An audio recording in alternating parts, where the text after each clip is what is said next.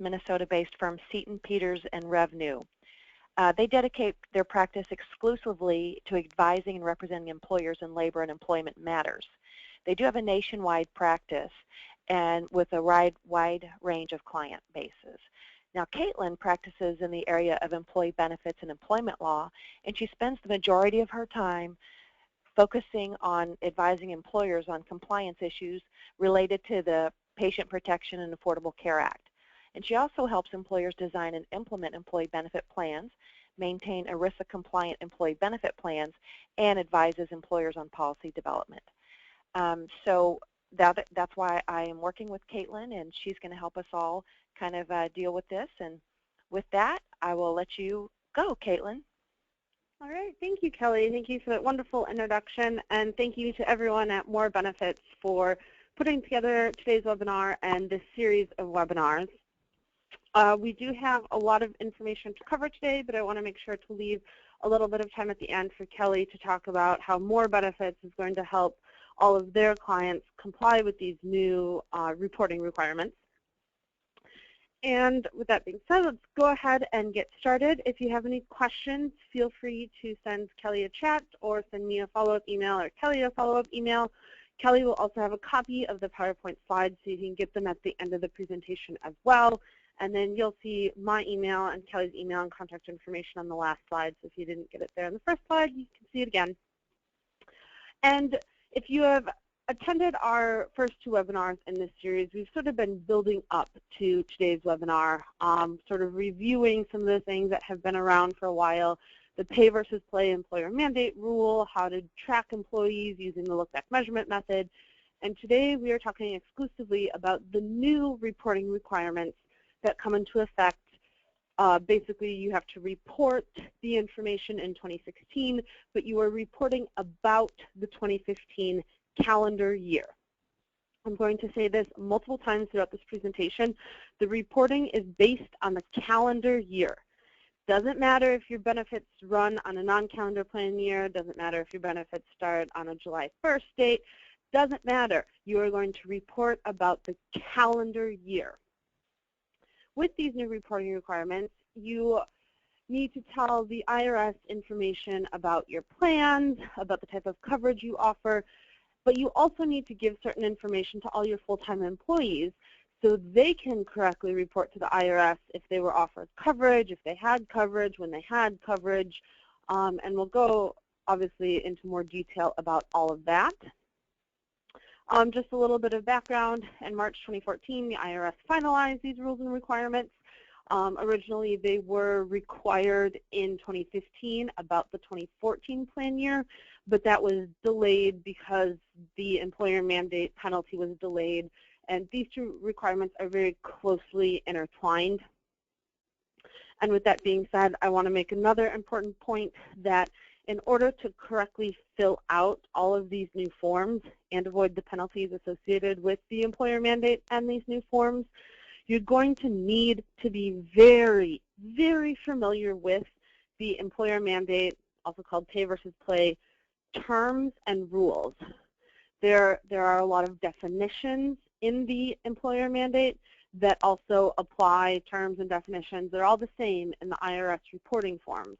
And so you have to be very familiar with what we're discussing. We spent a lot of time in the first two webinars about what is the large employer, what is minimum essential coverage, what is minimum value, what is affordability. All of that information, all of those definitions also apply to these new reporting forms. Additionally, there's a lot of information talking about the transition relief, and if you are using any type of transition relief under the employer mandate rules, you're going to need to know what transition relief you're using in order to correctly report on these forms. And we'll, again, go into that in a little more detail as we go through. Also, one other thing to note is that there are two different reporting requirements. There's the reporting requirements for employers, and then there's the reporting requirements for issuers of minimum essential coverage. So that's going to be the insurance carrier for your fully insured plans. But for those employers that have a self-insured major medical plan, you are going to have some additional reporting requirements regardless of your size because you are considered an issuer of minimum essential coverage. Now, we talk about self-insured major medical plans. We're not talking about cafeteria plans, premium-only plans, HRAs, FSAs, HSAs. We're talking about a major medical self-insured plan. So keep that in mind that today we're focusing on the employer reporting and not the issuer of minimum essential coverage reporting. So, nice little segue into who must report. Who are we talking about? We are talking about large employers. If you remember back to that first webinar, we talked about the definition of large employer. A large employer, as defined in the employer mandate, is 50 or more full-time employees plus full-time equivalent employees during the last calendar year. Now, yes, we all understand that for 2015, that employers with 50 to 99 full-time plus full-time employee equivalents are not being penalized if they don't offer coverage, but you still have to report. You are still considered a large employer. You still fall under that definition. You might not be penalized for not offering coverage, but you still have to report. This is the #1 reason why definitions are so important and correctly filling out these forms is because the definition of large employer has not changed, even though certain large employers are not penalized in 2015. So for those of you on the call here, maybe you fall into that 50 to 99 full-time plus full-time employee equivalent. That's great. You're not penalized if you don't offer coverage to your full-time employees. Everyone should be aware of that. Everyone's on board with that. The IRS knows that. You're not going to be penalized. But you still have to fill out these forms. And you will be penalized if you don't fill them out. So this is why it's very important to understand definitions. So it's the exact same definition as the employer mandate. Keep in mind that it's based on the previous calendar year's workforce. And so we're talking about in 2014, did you have 50 or more full-time plus full-time employee equivalents?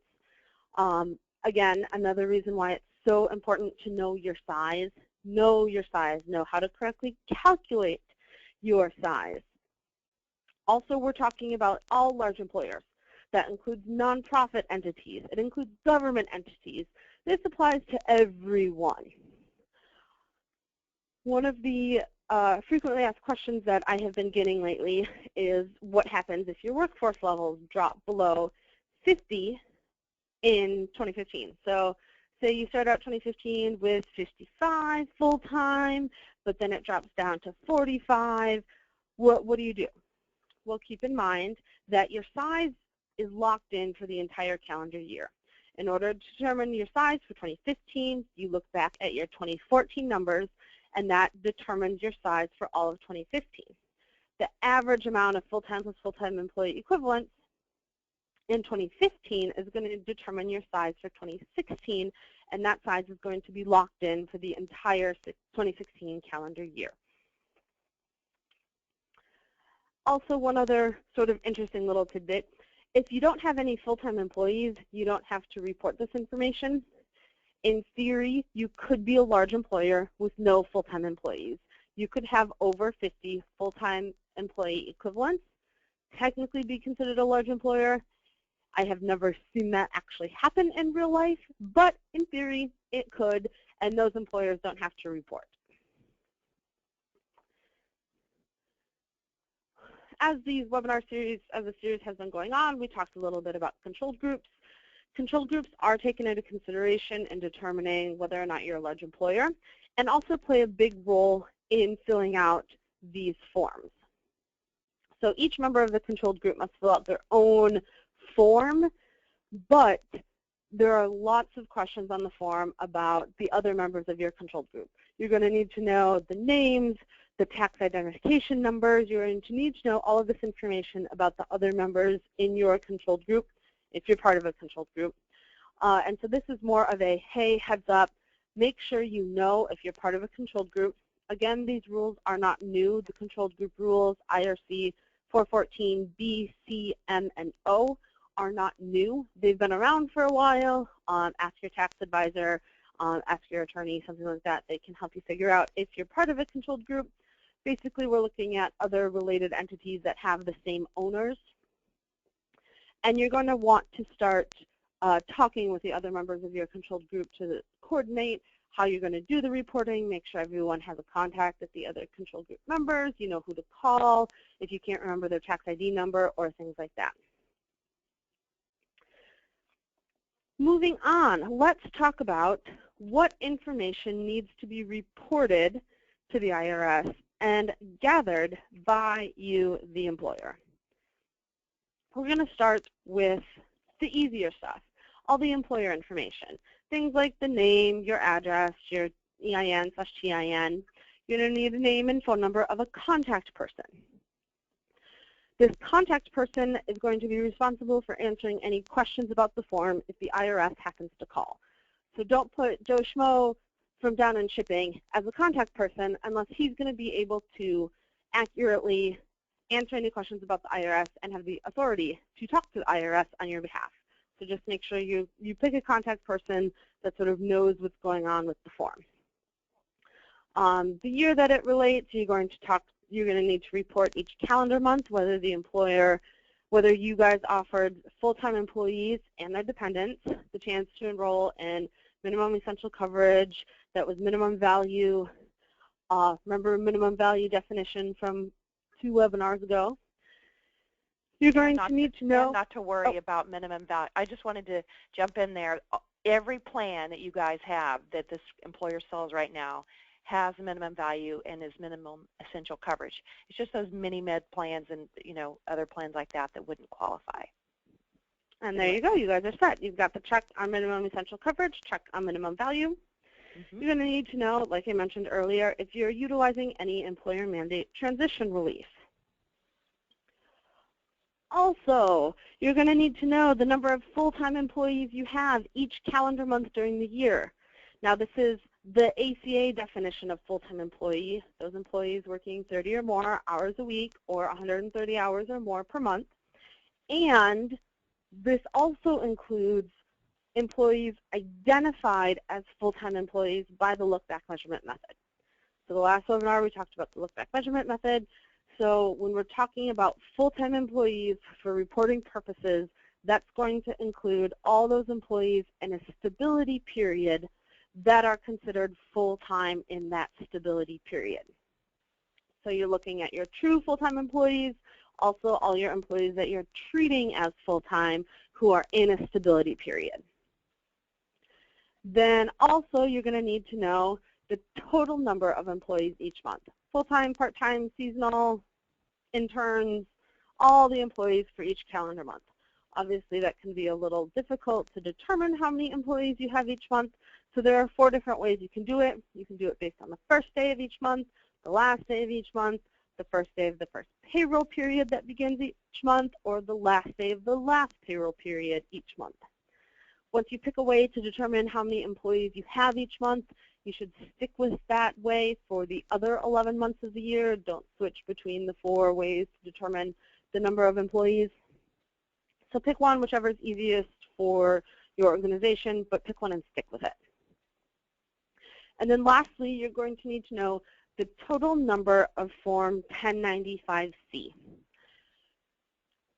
We will take a look at Form 1095-C, and I will explain what Form 1095-C is in a little bit, but basically that is the form that you fill out for each full-time employee. And so in theory, the number of full-time employees each calendar month should basically be the same as the total number of Form 1095-Cs you're filling out, but just know that you also are going to need to know the total number of Form 1095-C. Yeah, we'll take a look at the form. Yeah. Oh, I'm sorry. So like if you have some turnover during the year, you may have a lot more 1095-Cs at the end of the year, just like W-2s, than what you have as the total number of active full-time employees at the end of the year. Correct. That is correct. And don't worry, we will talk about what the Form 1095-C is and what it looks like in a little bit. Now let's talk about the information you need to know about your employee, because you're going to be reporting all of this information about each employee as well. And when we talk about each employee, we're talking about each full-time employee. Again, that's the ACA definition of full-time, 30 hours a week, 130 hours a month. and those employees treated as full-time in the stability period. So you're going to want name, address, social security number / taxpayer ID, the calendar months that they were covered under the plan, if they were covered under the plan. This gets a little bit tricky because an offer of coverage / the employee is only considered covered under a plan if they are covered for every day in that month. For example, if the employee is offered coverage on July 10th, they did not receive an offer of coverage and they are not covered for the month of July because they were not offered coverage / they did not have coverage for the entire month of July. This is because the form is broken out by calendar months and the IRS doesn't want you writing in specific dates for each calendar month, and so it only counts if the employee is covered for the entire calendar month. Unless the employee was terminated, then you put in a special indicator code and move on.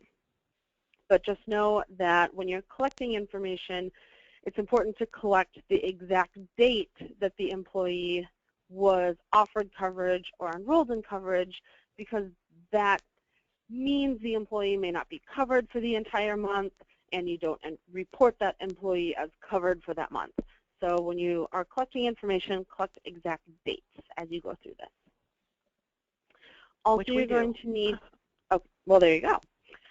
You're also going to need to know each employee's share of the lowest cost monthly premium for self-only coverage for each calendar month. So let's break that down a little bit. This piece of information relates to the affordability. The IRS needs to know if you offered this employee affordable coverage.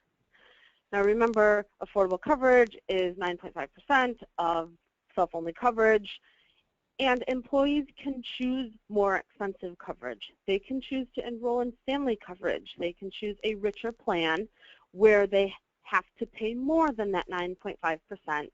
You as the employer are only required to offer them affordable self-only minimum value, minimum essential coverage.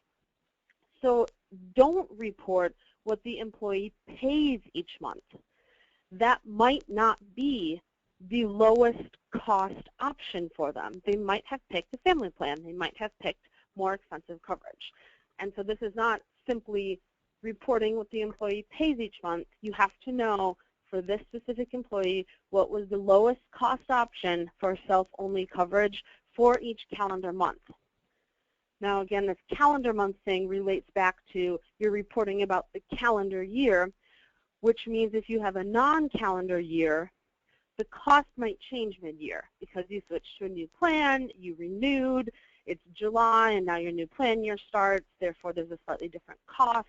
So make sure you keep that in mind when reporting each calendar month the lowest cost option for self-only coverage. It might change. Again, that's something that we're going to be tracking for our clients. So so don't worry so much about it.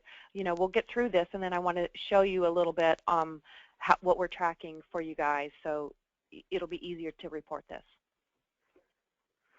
That's super, super helpful to have. Not everyone has those resources available to help them through this. Also, another thing about affordability, you're going to need to know the safe harbor that you use to determine affordability. We talked about this during the first webinar. There's the W-2 method, the rate of pay method, the federal poverty line method. So just have an idea of how you determine affordable coverage and which safe harbor you use, because you will actually need to report about that. Let's move on. So there are some indicator codes that you can use, that you will use when filling out the form to indicate what type of coverage you're offering, who you're offering the coverage to, things like that. I just want you to be aware that there are these indicator codes. They are more important if you are actually filling out the form yourself. And it's more of a, hey, if you are going to fill out the form yourself, make sure you read the instructions and make sure you understand the definitions and the type of coverage you offer. If you have help filling out the form, or if someone else is going to fill out the form for you, it's less important that you are aware of the indicator codes and less important that you understand what they are. But I just wanted to draw your attention that they are there to help sort of streamline some of the types of information that's going to be on the form. And then, again, with the last part, the employer mandate transition relief, there's a variety of different transition relief or safe harbors that you can use for affordability if you are in a multi-employer plan, if you are utilizing the non-calendar plan year transition relief, things like that. So just keep in mind that you will need to know this information, or whoever is filling out the form for you will need to know this information.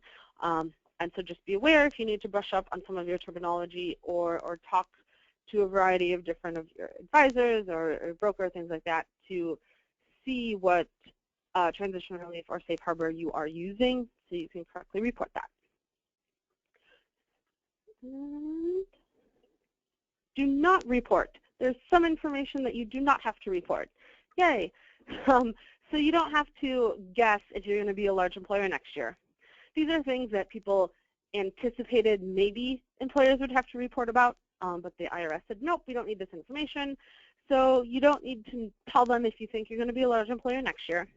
You don't need to report specific information about the look-back measurement method. You don't need to tell them what your initial measurement period was. You don't need to tell them what your stability period is. You don't need to tell them if you use an administrative period, which is really nice. And so you don't have to report that. You do not need to report information about employees in a limited non-assessment period. This is a new defined term, and it's basically that time frame when an employee won't trigger an employer mandate penalty. This is defined very explicitly in the instructions, and it's like the first month an employee is hired. It's the waiting period that coincides with the first 3 months a new full-time employee was hired and they don't trigger a penalty. It is the initial measurement period is the big one, because these employees in the initial measurement period are employees that you don't know if are full-time or part-time. You can assume they're not full-time yet because you're still measuring them. Therefore, you don't need to report about them. It's one of the other benefits of using a longer initial measurement period. It's a longer time. You don't have to report information about those employees. Where does this information get reported? So let's take a look at some of the forms. So here's a little breakdown of the citation to the Internal Revenue Code, actual statute, and that explains all this, and then the form numbers. So the Internal Revenue Code citation doesn't match up with the form numbers, and people refer to them using both. And so I just want you guys to have this little cheat sheet here. It's helpful when talking to other professionals, tax preparers, things like that, because people sometimes use 6056 to refer to this requirement. Sometimes they use the form numbers, 1094C, 1095C. So let me just quickly explain this chart. IRC 6056 is the employer reporting requirements. That's what we're talking about today. The employer reporting requirements actually are reported on 2 different forms. Form 1094C is all of the employer information. So those slides that when we looked at all the employer information, the contact person, the name, address, your affiliated employers and your controlled group, your tax identification number, how many full-time employees you have each month, how many total employees you have each month, that goes on the 1094C. It's basically the cover page or like the executive summary of your organization, and it serves as a cover page for all of the 1095C forms that come next. The 1095C forms are the forms you fill out for each full-time employee. Each full-time employee is going to have a 1095C that's going to have all that information, all that employee information, name, address, social security number, when they were offered coverage, when they had coverage, the lowest cost option, et cetera, et cetera. So you've got your cover page is the 1094C. Then you have all of the information about specific full-time employees on the 1095C coming next. Just for your reference, the IRC 6055 is that carrier information or issuers of minimum essential coverage. They also have the 2 forms, the 1094B and the 1095B sort of operate the same way, cover page, summary of information, and then individual information about participants. And then, Kate, so this is what it actually. Oh, I'm sorry. Oh, go ahead. Sorry. On the 1090 on the B forms, on the one for right there, the 6055, that's for insurance carriers or self-insured, right? Right. It's Yeah. but the major medical self-insured. Yes. And so I'll talk a little bit more about the combined reporting if you happen to fall into that group that you are a large employer, you self-insure a major medical plan, so you have to comply with both reporting requirements. There are some combined reporting things you can do, so you don't have to fill out all 4 of those forms. Yeah. But when we talk about major medical self-insured coverage, again, I just want to reiterate, that's not cafeteria plans, not FSAs, not dependent care, not HRAs, nothing like that. We're talking about a major medical self-insured plan. Yes. So this is what the 1094C, the employer form, looks like. This one says 2014 on it because it's the 2014 version. They haven't released the draft 2015 version yet, but it's expected to look exactly the same. So this is where you put in all that information about you yourself as the employer. You have to have a valid employer identification number, tax identification number, name, address, et cetera, et cetera. A couple things I want to point out to you. On line 18 there, that's where you put, it's sort of, that one gets lost a lot. That's where you put the total number of Form 1095C. It's sort of smushed in there, so I just want to make sure you know that that's there. The ALE member, it refers to an ALE member because it's assumed you're an applicable large employer as a member of a controlled group, so that's why that terminology gets there. There's also a second page to this form that I'm not going to show you that just gives you a bunch of room to report all of the other members of your controlled group, the names, addresses, tax identification number, et cetera. But it's basically just another page where you can put in that information. Also, I want to draw your attention to line 22, where you check if you are using any type of transition relief. That box C, section 4980H, is the employer mandate section. And so that's if you are, say, between 50 and 99 full-time plus full-time employee equivalents, you are utilizing some type of transition relief, so you want to check that box. Also, if you are over 99 full-time plus full-time equivalent, there is transition relief for the penalties, as in you get an 80 employee reduction rather than a 30. That refers back to information from the first webinar. You're going to want to check that box. Basically, everyone is going to be checking box C on this form.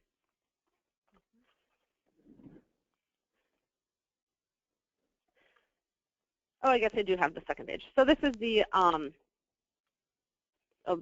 sorry, there's a third page about the other members of your controlled group. This is the second page to the 1094C. This is where you put in all of the information about how many total employees you had each month, how many full-time employees you had each month, what type of transition relief from the employer mandate you are utilizing. That's column E. You've got, did you offer minimum essential coverage for all 12 months, for maybe just some months? And so that's where all of that information about the number of employees, number of full-time employees, et cetera, get reported. And then the third page is where you have more information to put in other controlled group members. And here we have Form 1095C. This is fairly new. As you can see, it's a draft as of June 16, 2015. This is the draft of the 2015 version. It looks identical to the 2014 version, but just so you're totally up to date, this one is the newest, latest, and greatest. So this is the form that you fill out for every single full-time employee. You will see you put the employee information in part 1. You've got name, social security number, address, etc. You're going to put information about you, the employer, name of the employer, address, tax identification number, etc. Then part 2 is where the bulk of the information is going to go. Where they offered coverage in all 12 months or maybe just some of the months. You see all 12 calendar months laid out there. The dollar value for the employee's share of the lowest cost monthly premium for self-only coverage. You've got maybe the same amount applies to all 12 months, but again, if you have a non-calendar plan year, your plan year starts some other month than January, the cost might change throughout the 12 months you're reporting about here. And then you're going to want to put in the information relating to any type of safe harbor you're utilizing for the employer mandate, such as how you determine affordability. Do you use the W-2 method? Do you use the rate of pay method? Was the employee not enrolled or not an employee for that month? Maybe they started as an employee in June, and so you write January, February, March, April, May that they're not an employee.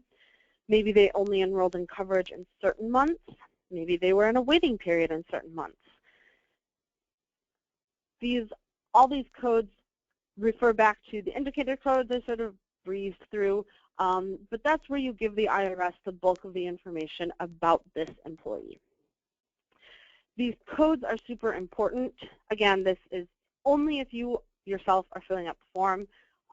These codes are really important because the employee may not have technically an offer in coverage for the entire month of July. Back to our example, employee enrolled in the plan on July 10th. Technically, they're not enrolled in the plan in July. Technically, they were not offered coverage in July. And therefore, in order for the employer not to be penalized for that month for this full-time employee, you need to make sure the IRS has the right information via the right indicator code to know that the employee was in some type of non-penalty period. For example, this is the first month of their employment. They were hired that day. They were hired on July 10th. We offered them coverage that same day, and they enrolled in coverage that same day. But the IRS doesn't know that unless you tell them. And so that's why it's very important to understand all of the different types of indicator codes. Again, only if you're filling out this yourself. If you give the information to someone else to fill out, they will understand the indicator codes. But I just want to make sure you are familiar enough with the form to know why this information is so important. Also, sort of the downside of all these forms, you have to fill this out for every single full-time employee. Very important information, and it has to be specific to every full-time employee. And that's where the time-consuming reporting comes into play, because if you're a large employer, it's going to take a long time to fill out every single one of these forms. So that's why we encourage you to make sure you're collecting all the data now or have someone that is collecting the data for you. And so at least you can sort of start getting an idea. In theory, you could fill out the information already for January, February, March, April, and May. If you've collected it, if you have it, if you understand how to use it, you can get a head start on some of these forms so you don't have to do all of them at the beginning of 2016. I also want to draw your attention to Part 3. Super, super important because a lot of people get sort of scared or nervous about Part 3. That is because Part 3 asks for Social Security number and or date of birth for all covered individuals under the plan. So we're looking at dependents and spouses. That information is hard to come by. But you only fill out Part 3 if you are an employer providing major medical self-insured coverage. Part 3 is not for just the large employers who have fully insured coverage. Part 3 is part of that combined reporting that I mentioned a little bit earlier with the issuers of self-insured major medical coverage. And so if you are just reporting about your large employer, you have a fully insured plan, you're just reporting the large employer information, do not fill out Part 3. And it says that right there under Part 3. It says, if employer provided self-insured coverage, check the box and enter the information for each covered individual. It's another reason why it's important to read all of the instructions and the information on this form. But it is easy to miss, and it is easy to misunderstand. We are talking about major medical self-insured coverage here. And if you don't need to fill out that portion, you don't need the names of all the covered individuals. You don't need the Social Security numbers of your employees, spouses, or dependents. And so don't fill out Part 3 unless you are an issuer of major medical self-insured coverage. Okay. So again, basically just reiterating what I just said, if you have to do both reporting, you will do the combined reporting on the form 1095-C, and you won't have to fill out a 1095-B. Again, if you do not have to fill out the information for self-insured major medical plans, leave Part 3 blank. Leave blank. Leave it blank. I still get a lot of questions about that, so really wanted to hammer that home. I think you did. Good, good. How are we going to actually file these forms? If you have to file more than 250 forms, remember each employee form, each 1095-C counts as one. So if you have more than 250 full-time employees, you have to file the forms electronically. If you're smaller than that, you are encouraged to file the forms electronically. If you never have filed forms electronically with the IRS before, there are currently a lot of rules and regulations being released regarding how to electronically file, specifically these forms. And so if you are going to be filing these forms yourself, you should go ahead and start reviewing some of that information just so you can start familiarizing yourself with the process, so it's not such a big deal when you have to actually file this information. Now, we've talked about that we have to fill out these forms for each full-time employee. And that's important because the IRS needs the information, but also because the employees need the information. You have to give a copy of this form, or at least give them all of the information on the form. You don't have to actually give them a copy. You can format the information however you want. Most people are just giving the employees a copy of the Form 1095-C.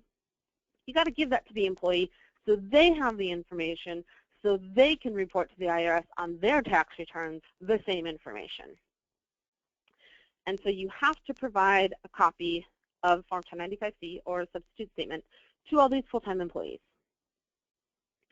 Again, all full-time employees, whether they're enrolled in coverage or not, whether they were offered coverage or not, all full-time employees.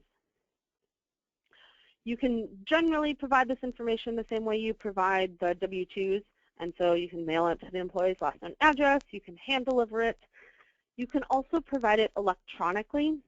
However, the employee has to consent to receive the information electronically, and the consent has to specifically reference this reporting requirements and explain the importance of this information. This information is very important. Employees need this information to correctly fill out their taxes. So you have to really hammer home the importance of this information when the employee is consenting to receiving it electronically. The takeaway of that is if you hand out other electronic consents, for example, if you hand out plan documents or do some ERISA distributions electronically, you can't just assume that electronic consent applies to these new IRS reporting forms. You're going to have to get a new consent form from the full-time employees you want to send this information electronically. Takeaway, if you want to send it electronically, you're going to have to get brand new consent from your full-time employees. Otherwise, mail it or hand deliver it.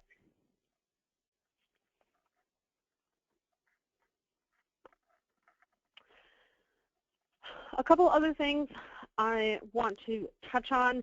Again, this is more for those employers on the webinar that are going to be actually filling out the form themselves. If you're going to collect the data and give the data to someone else to fill out, knowing about the different reporting methods is not as important for you. But if you are going to fill out that form yourself, you should know that there are a couple different ways to report this information. And so there's the general reporting method, which basically you follow the instructions, fill out all the boxes on all the forms for all of the information that they ask for. Very, I don't want to say simple, but like fairly straightforward. Just fill in all the information they ask for. the IRS has developed what they call simplified reporting methods. If the employer offers specific certain types of coverage to certain people, and basically there's no way, or it's very unlikely, the employer is going to have to pay an employer mandate penalty. I would not rely on using any of the simplified methods because there's very strict criteria you have to meet in order to report using these simplified methods. And I don't think they're very simple, and I don't think they're very helpful. But I do want to make you aware of them. In the interest of time, I'm going to go through them fairly quickly. And so just know you will have the slides. It's got the information on it. If you have additional questions or you think you're going to be filling out the forms yourself and you want more information, feel free to give me a call, shoot me an email, and I can walk you through a more detailed explanation of these simplified reporting methods. Otherwise, I'm just going to give you a basic overview. So the qualifying offer method is considered a simplified method because you don't have to report all of the information month to month on each full-time employee's 1095-C. You basically use an indicator code saying, yep, I gave them a qualified offer for all 12 months of the year. That qualified offer means it's affordable based on certain criteria. I offered coverage to spouses, dependents. I went above and beyond the employer mandate requirements so far that it's considered a qualifying offer. I can just use an indicator code, and I don't have to report information month to month on each employee's form. It saves some time because, as you can see, or as you saw on the form, reporting information month to month, you know, it can get kind of tedious with putting in the cost of coverage each month and whether the employee was offered coverage, whether they enrolled in coverage. So you can say, yep, I gave them an offer, a qualifying offer for all 12 months, write in one indicator code, I'm done. And so in theory, it can save you some time, but a qualifying offer is a fairly strict criteria you have to meet in order to utilize it, which is why I don't think it's quite as helpful as some people would like. There's a 2015 qualifying offer method, and it's basically using a qualifying offer month to month. So instead of putting in, oh yeah, this, you know, in this month in January, the employee was offered coverage, they enrolled in coverage, it cost this month, or this much in January, you can just use the one indicator code. Instead of putting in 3 pieces of information, you can put in 1 piece of information that says, yep, I made a qualifying offer, therefore I don't need to put in the rest of the information. There's also the 98% offer method, which is helpful for employers that offer coverage to part-time employees and full-time employees. So like you went above and beyond your employer mandate requirements and you're offering coverage more widely. And because of that, you're not tracking who's full-time. You don't know. Some people are full-time, some people are part-time, but everybody gets coverage. And so it's more time-consuming for you to figure out who's full-time and report about them than it is for you to just report about all your employees and say, look, hey, I offered coverage to 98% of all these employees. I'm going to give you information about all of these employees. Some are part-time, some are full-time. I don't know which is which, but I offered them all coverage. And so it's helpful if you don't know who's full-time or who's part-time because you offer coverage to basically everyone. There's an example of this. You'll have the PowerPoint slides. You can sort of read it on your own time. Again, if you have additional questions, you're going to be filling out the forms yourself. Feel free to contact me, and I can explain this and walk you through this in a little more detail. But for now, I just want you to be aware that there are those options out there. However, I don't think they're actually that easy. I don't think they simplify things that much. But you can use them, and maybe they will be helpful for your entity. So we've talked about who has to report, what information gets reported, where it gets reported. Let's talk about when. When will we report this information? It's very similar to the W-2 reporting. You have to give the information to individuals. You have to give that Form 1095-C to all the full-time employees by January 31st. Heads up, January 31st, 2016 is a Sunday, so the form is due that Monday. You have to file the information with the IRS by February 28th or March 1st or March 31st if filed electronically. Again, I know I've been reiterating this throughout the webinar, but the timing does not change if you operate with a non-calendar plan year. Yes, everyone understands that it's a lot easier to collect information on a plan year basis, but the IRS doesn't really care. The IRS needs this information on a calendar year basis to apply the employer mandate penalties. Employees need this information on a calendar year basis in order to correctly file their taxes. Therefore, you have to collect the information on a calendar year basis in order to report correctly as well. And so just know that even if you have a non-calendar plan year, you still have to report based on a calendar year, which means you're going to have information from 2 different plan years. Could be the same, could be different, but just keep that in mind when you are filling out these forms. So why? Why do we have to report this information? Why do employers have to spend all this time collecting the data, filling out the forms, and sending it to the IRS? The IRS needs this information to enforce the employer mandate penalty. Basically, you as employers are self-policing and self-reporting to the IRS whether or not you should be penalized under the employer mandate. You are telling the IRS if you complied with the rules or not, which is basically how the IRS operates in general with tax rules.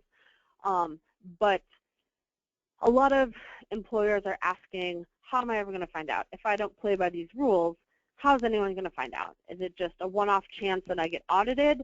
How am I going to get penalized? It's because you're telling the IRS if you complied with the rules or not. And so that's how you're going to get penalized. That's how they're going to find out if you're complying with the rules. And that's why it's important to comply with the rules. Also, the IRS needs this information to work with the state exchanges to determine who's eligible for a premium tax credit.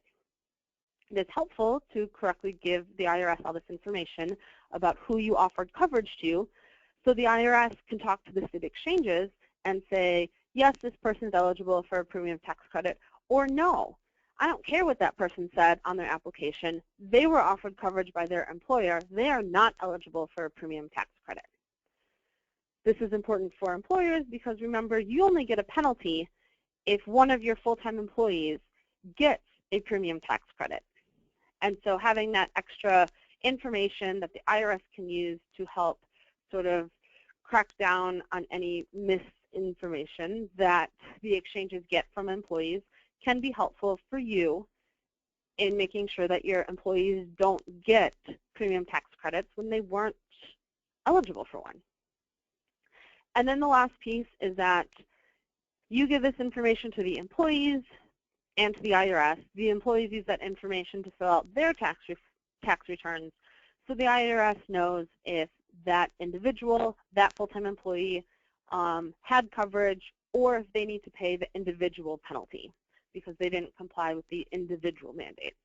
And so these reporting forms really tie together 3 big pieces of the whole Patient Protection and Affordable Care Act, which is why it's so important, but it's also why there's so much information that needs to get reported. Additionally, you will be penalized if you don't file these forms. This penalty is on top of any type of employer mandate penalty you might be assessed because you didn't offer the correct coverage to full-time employees. You will be specifically penalized for not filling out these returns. Basically, the penalty is $100 per failure, not to exceed $1.5 million. And remember, each full-time employee needs a Form 1095-C. Therefore, if you don't file for anyone, you could be penalized $100 per person, well, per full-time employee. And so that penalty can start adding up.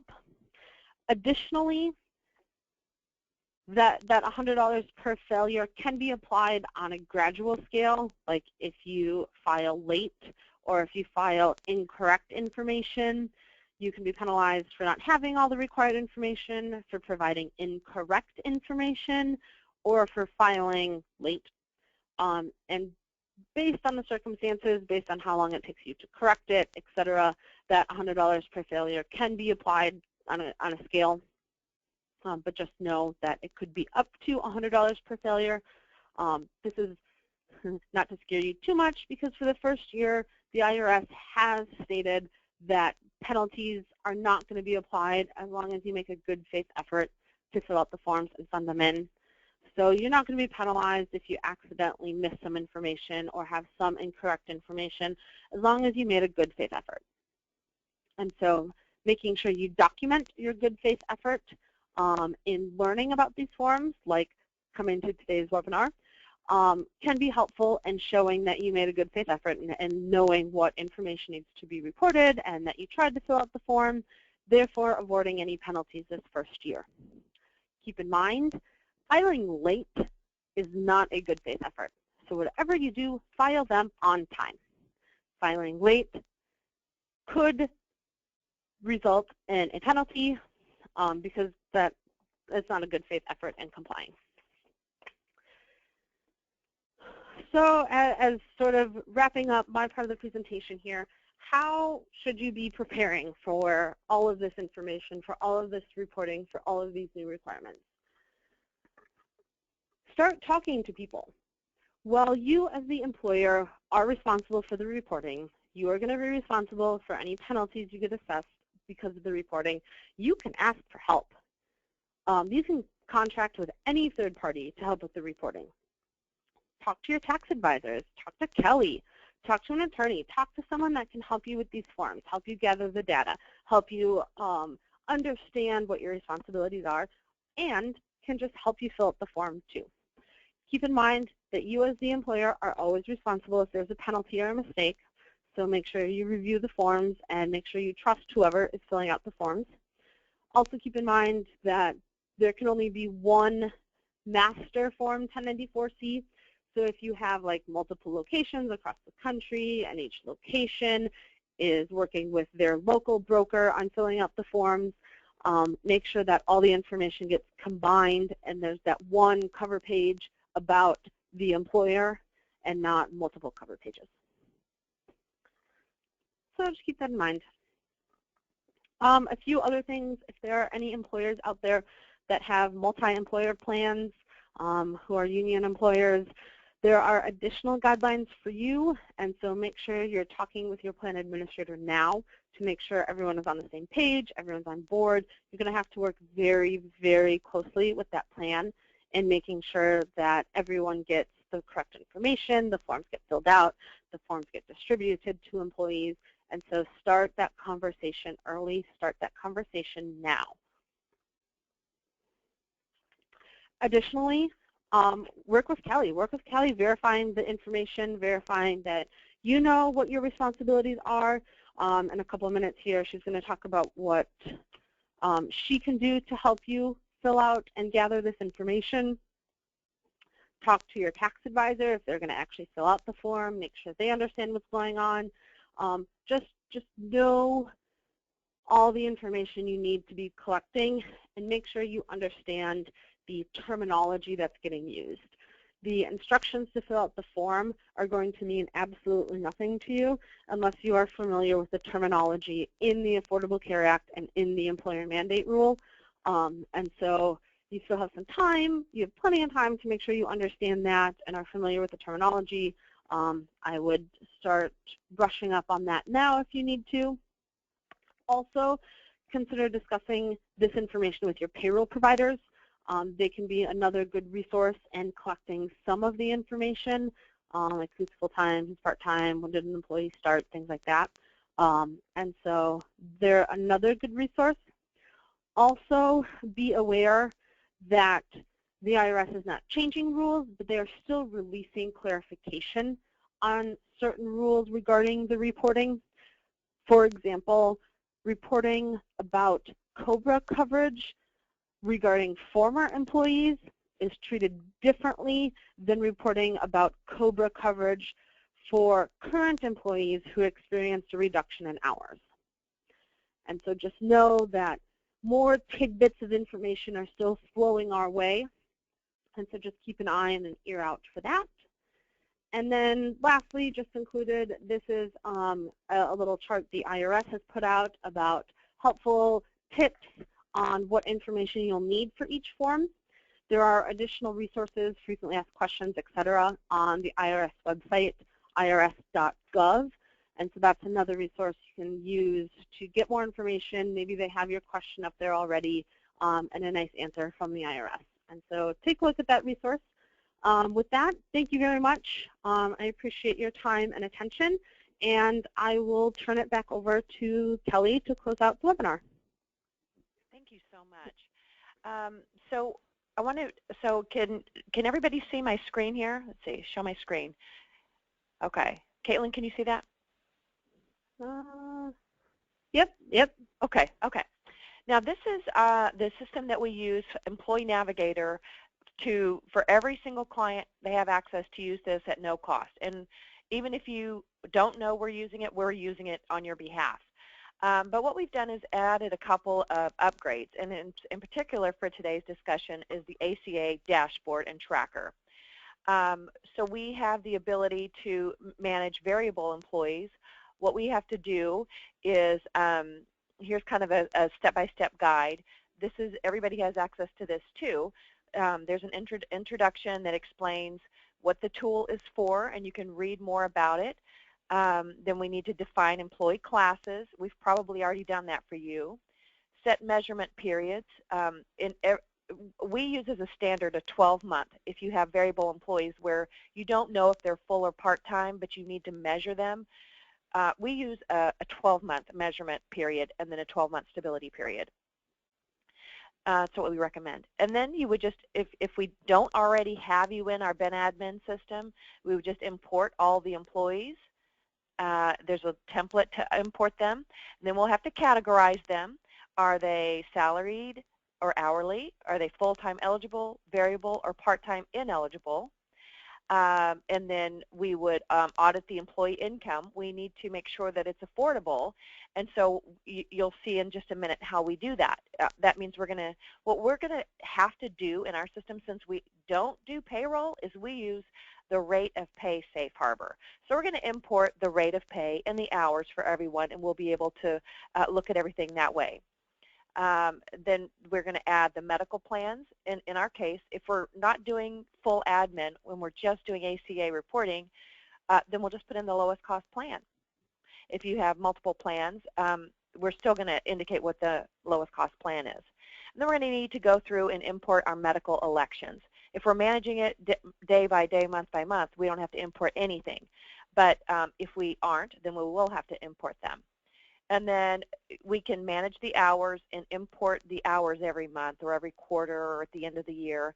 What I'd like to recommend for my clients is that let's do a test in July. Let's all talk about this now and see how this system works. Let's see what your payroll provider can do and figure out what is going to work best for you. Once we get everybody in there, then we're going to need to go through and make sure everybody's categorized correctly. So Sally Smith, we didn't indicate, is she full or part-time, or do we not know? If she's variable hour, then she's going to be put on that look-back stability period, measurement stability period. Or if she's full-time, then she's just going to wind up on the report. And then on managing the hours, you can see that on this one, I did import all of the hours for 2014. So we could see if this group is subject to the reporting or not. And I think there's several people on this call that I sent you the import template. So just throw all your hours at me, and then we'll put it in here, and then we'll know that whether we can see month by month how many total employees, full-time equivalents, and so on, so that we can get to your FTE count and know whether or not we're going to need to file for 2015. Once that is done, then we're going to be able to assign the ACA plan. So we're going to go, you can use the system to track whether or not this is the plan that you're going to offer to variable hour employees. Once we get the rates of pay in there, select the lowest cost plan, then we can audit it.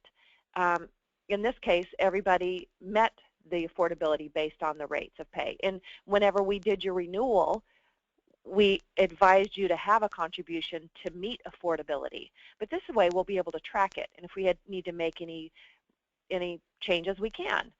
And then at the end of the day, this system will be able to go through and calculate who was enrolled each month, and we will map these to the codes that Caitlin talked about before, and that some of these people are in measurement periods. Like this lady right here, she's probably, we measured her and she didn't meet the hours, so she was ineligible. So she's going to end up on the report like that. And then here, this lady, she doesn't even work there yet. So all of these are going to be mapped to codes so that we can provide this report to you. Again, the first step, make sure you're really considered an applicable large employer, and then we'll go from there, building out the plans, setting up the rules, importing and classifying employees, and bringing in the hours. And then if we need to request enrollment from the carrier, we'll have to request that and import that too. It's pretty simple. You just kind of, like in this case, you can see these are all the imports that I did to put in the census and the enrollments, and here are all the templates. So I sent you guys some templates.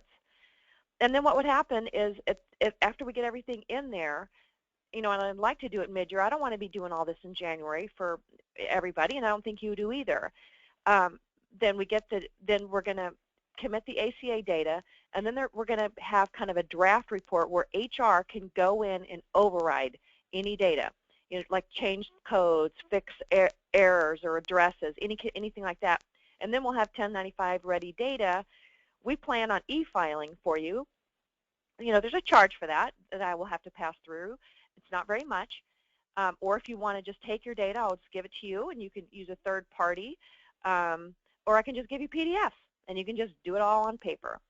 But what we're going to do in order to implement all this is I have some videos and training for clients, and so that we will be able to work together to get this done. So that being said, that wraps it up. All the rest of the discussions will be one-on-one with the most important people in the world, my clients, the people who make jobs and make the economy go. So thank you guys. I appreciate your time today. Please call or email. I will be sending you the slides, and there will be a copy of this recording on our YouTube channel, the More Benefits YouTube channel. Thank you guys so much. Bye.